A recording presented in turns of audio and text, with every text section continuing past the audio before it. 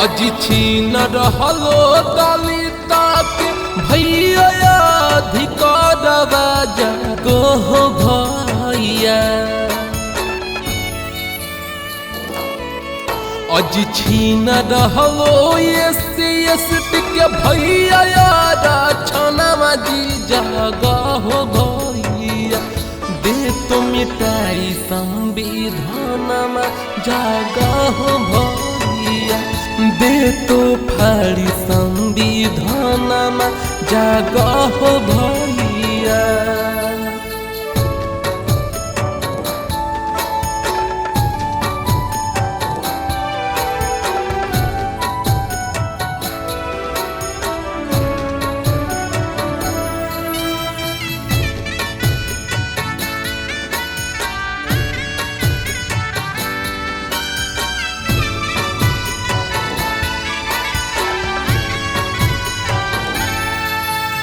मांझी पासावन रविदास या बसाथ जी चौधरी मल्हार जक जोड़ही हाथ जी। ए भैया सब साथ आव जी।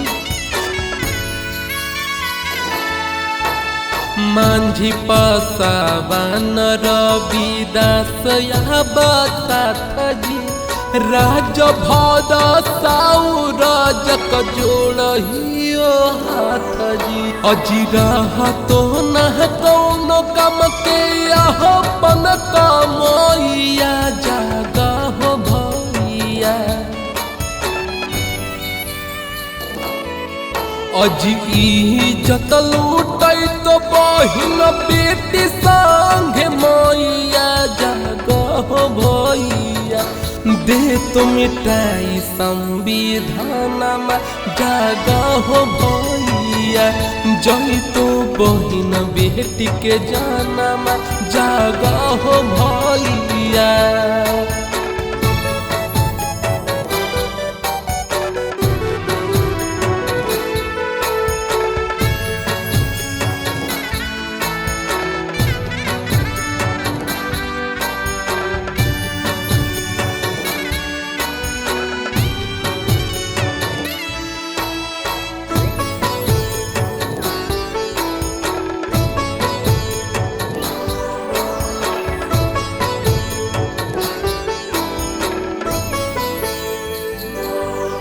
अजी पढ़े के अधिकार नहीं रहतो स्कूल में।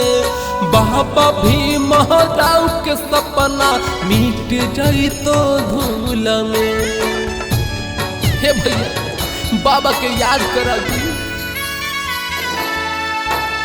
जागा भैया जागा बहिना जागा समाज के हक के लड़ाई लड़ल जाई तही जियाज से।